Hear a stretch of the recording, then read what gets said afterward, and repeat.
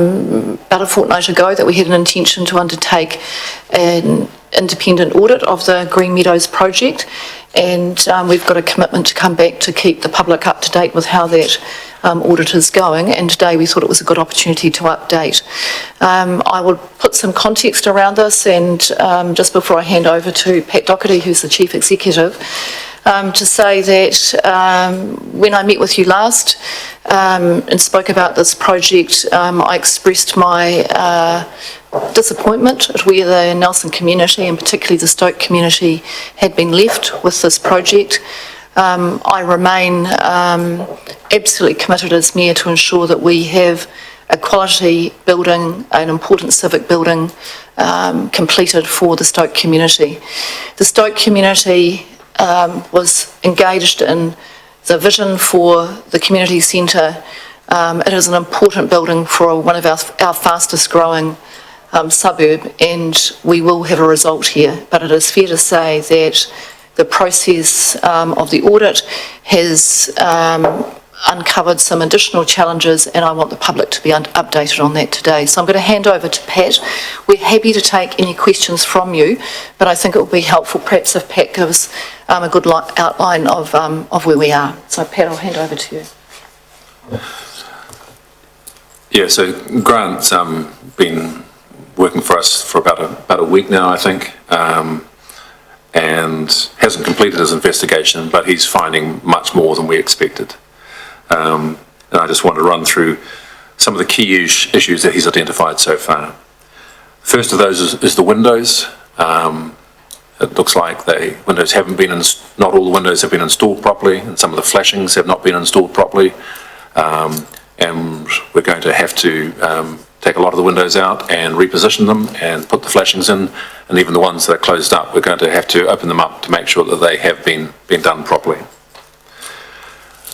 The roof, there is a twist in part of the roof, which means we're going to have to get back on the roof, take off some of the roofing, and look at the steel supporting structure and see what we can do to straighten that part of the roof. You'll be aware that there were problems with the cladding that had to come down and new cladding put up. Some of the new cladding that's been put up has been put up butted hard together. There's supposed to be a gap, so some of the new cladding that's been put up will have to come down and be redone. There's a slot drain that between the building and the playing fields that looks like it's been built too close to the building, and that will have to be repositioned. And some of the base plates on the top floor that hold up the steel structure that holds up the roof, it looks like there's some problems with the reinforcing steel underneath those base plates, and there may need to be some strengthening work done. And it's likely that the tenants on the top floor may have to move out while we do that work. So those are the major issues that have been identified so far more than we are expecting. We think that probably it's going to take the rest of the year to remedy that. The contractor may have a different view, may consider it can be done quicker, but it'll be important that the repair work is done in a planned, high-quality fashion, and as the Mayor has said, it's important to us that when we do finish this building, that it's done well, and that's what we're focusing on. Thanks, Pat. Thanks, Pat. Look, we're happy to take any questions. One thing that I can assure you is that we expect the parties who have obligations to us to meet their obligations in terms of delivering this project. When we met with you a fortnight ago, we had one of the directors from Watson Hughes present who also made that commitment, and that is our expectation. So there are some issues that Pat's outlined in terms of the independent audit. It is not complete yet. So what I have to say to you is from my perspective, until that audit is complete, I won't have a full picture, and the councillors won't have a full picture of what is going on here. It's important that we do that work so that we can identify all issues and the solutions for those issues can be progressed. And look, we don't have all the answers. A lot of this information we received on Friday, and we've been receiving more over the last couple of days, but it was considered it was more important to release the information we have as quickly as we do, as quickly as we can, which is what we've done. Pat and Rachel, forgive me, I wasn't actually present at the first briefing 2 weeks ago. You may well have already answered this question, but where does the building inspector process come into this? What's happened that these things haven't been picked up earlier in the standard schedule process? So our building inspectors are not part of the contract process. What we're talking about here is the council acting as owner of an asset, making sure that its asset is built as to the specifications. Our building inspectors provide the same service they do to all building owners, which is they monitor construction, and at the end of the day, they sign it off or they reject it. And I suspect that when push came to shove, that if our building inspectors had been asked to sign off this building, they would have declined, but they hadn't got to that point yet. But I can say that our building inspectors are now going to the site daily to make sure that they get a better idea of what is happening on site as well. But that's from the regulatory point of view. And on the issue, the point of potential liability, where does that lie? Financial liability, where does that lie?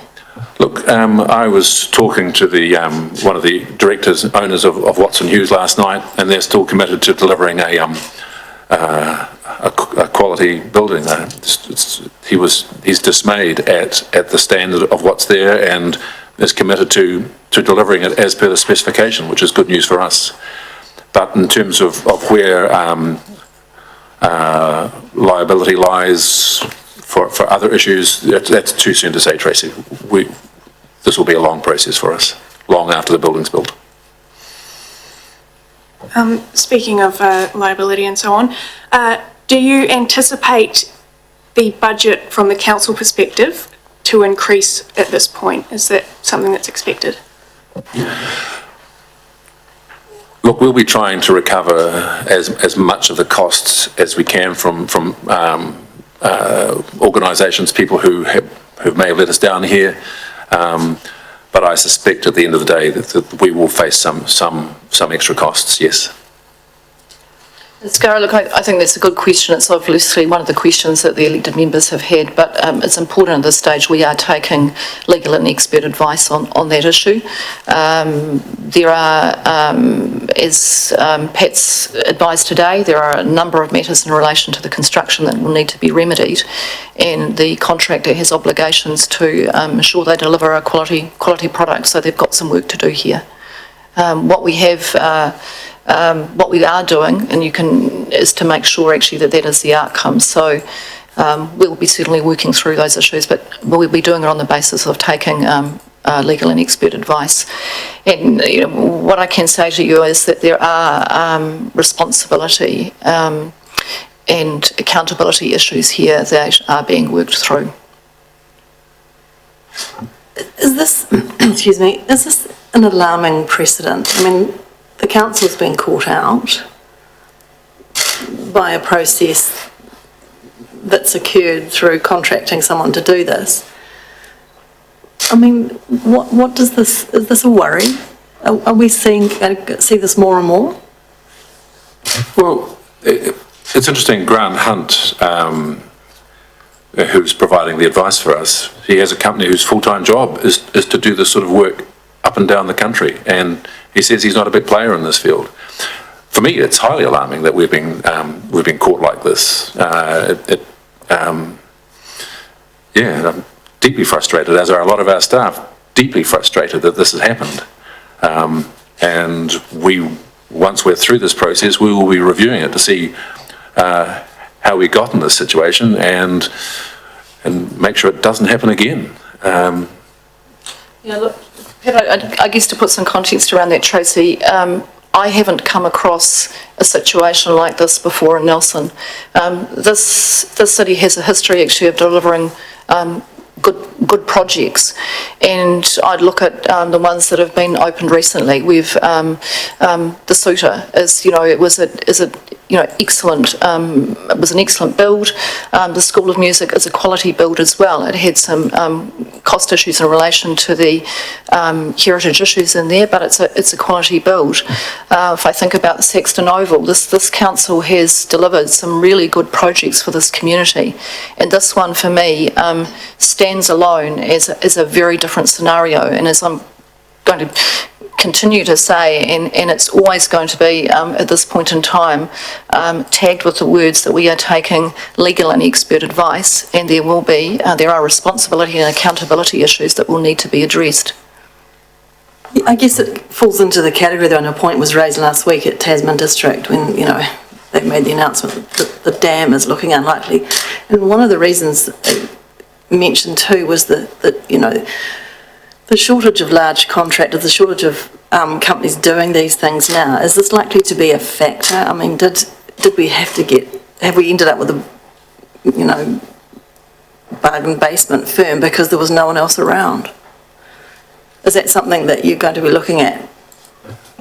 Look, there are lots of quality firms in Nelson. They just didn't win the tender.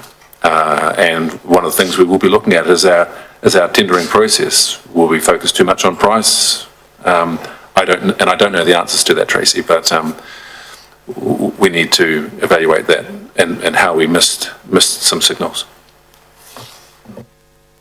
Look, Tracy, and this is a challenge for Pat, who's taken over the role as Chief Executive in December last year. So, having gone through the full background of this, I think you're aware that Council asked for a full independent review of the tendering process that was undertaken.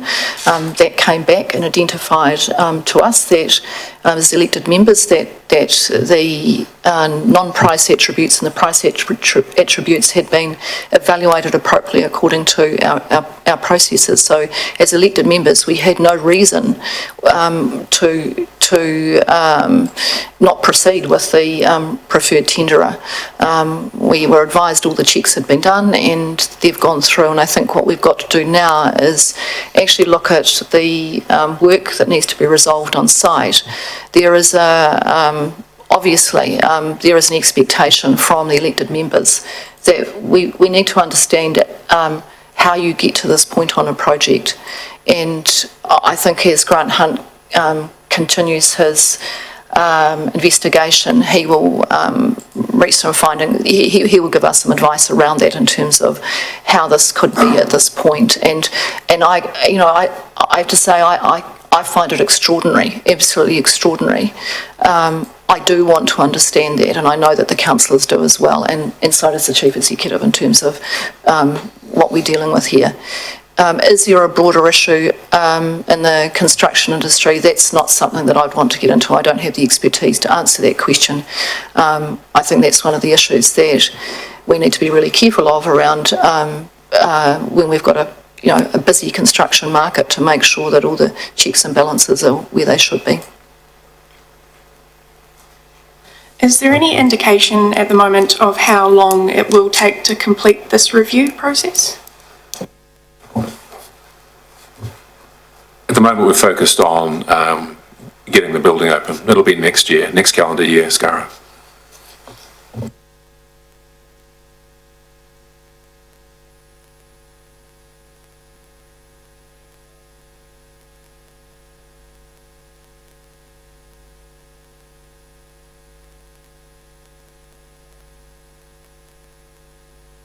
Okay, so at this stage, what we've done yesterday is it was important that we briefed the councillors, so the councillors have been briefed. They've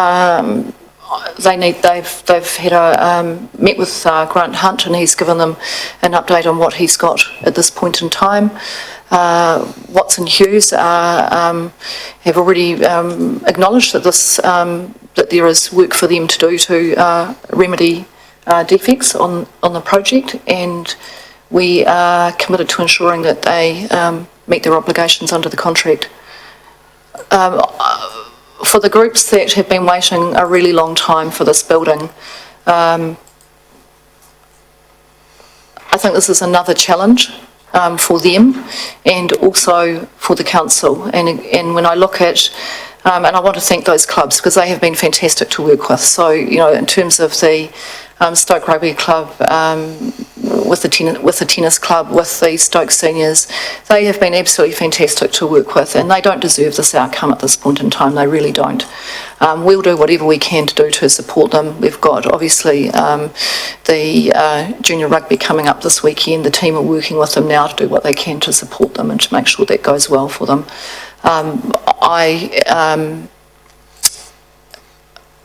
If there was you know, another way to resolve this that was faster, that was still to deliver a quality outcome, we would find it. But at this point, we have to take this very seriously. When we enter into contracts, we expect to get, you know, what we contracted for, and we're still committed to doing that and making sure that's the outcome. It is not on time. I anticipate that there will be cost issues, and in fact, the reality is when projects when we get to a situation with projects like this, there's immediately a cost. This is an organisation that is working pretty hard every day with people with very full work programs. Pat's had to move some of the staff around to now be on site dealing with issues that has implications for us across the board. So, you know, there's no way out of this. This is a serious issue in terms of a construction project for Nelson City Council. But we've got an absolute commitment, both at an elected member, for elected members and with the management team of this organisation to make sure, as we've said all along, this is a good facility for Stoke, and they will get a good outcome at the end of this. Just one last thing, if I can. I guess in some ways it might be seen from the public's perspective as a monument to council failure. So what do you say to those people, even though you can reiterate what you've just said, but is there any shred of council failure fault in this process?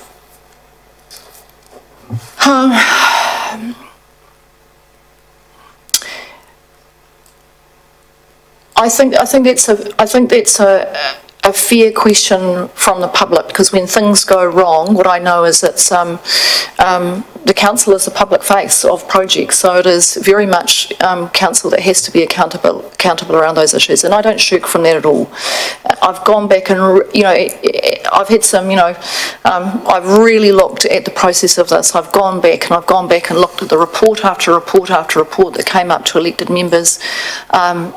We have still got the audit process that Grant is going through is really trying to look at where in the process did the communication around and the quality issues, where did it fail to get through? And it is just at this point too early to say where that is. I want him to have the opportunity to do that properly. But what I'm very clear about is that we engaged a reasonably large construction firm. They are the people that construct buildings. They are the building firms. We've asked them to deliver a project.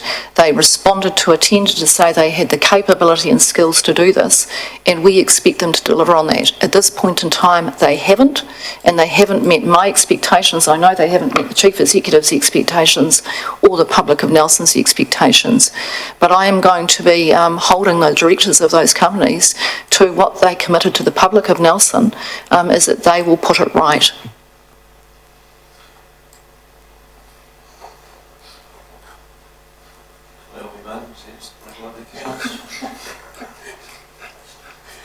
Any other things that you want to cover off? Honestly, what I'm going to suggest that we do is, obviously Grant's still got to complete his work. We will be giving some more updates, so we're going to try and give you as much as we can as we move through. But it is, as we said, we have to, in the interests of the people of Nelson, we have to take legal and expert advice around this. So I would just say to you as journalists, we will do that carefully, and I know that, there'll be questions that may come through. If you find there is a bit of a pause in a matter of, you don't get the responses straight away, that is because we do have to take that advice, and we will be doing that as quickly as we can. Anything, Pat, that you want to add, just in terms of where we are today? No, I think you've covered it very well, Rachel. Okay, thank you. Look, just in the context of this, what I want to say is that one of the really reassuring things that happen when things don't go according to plan, and it's fair to say I feel really let down by this project, really let down, but one of the good things about living in the city is this is a community of really good people. And one of the things that I want to acknowledge is actually the construction leaders in the city and the support that they have shown, me personally, the council staff as well, and the chief executive. And, and that's a testament actually to the relationship that Nelson City Council keeps with the construction community in Nelson. And I really want to thank them for that. I want to see Watson Hughes finish the job that they were contracted to do. We expect them to do that, but it's really reassuring to know that you live in a community where people are there to support you and to offer help if need be. Thank you. Thank you very much.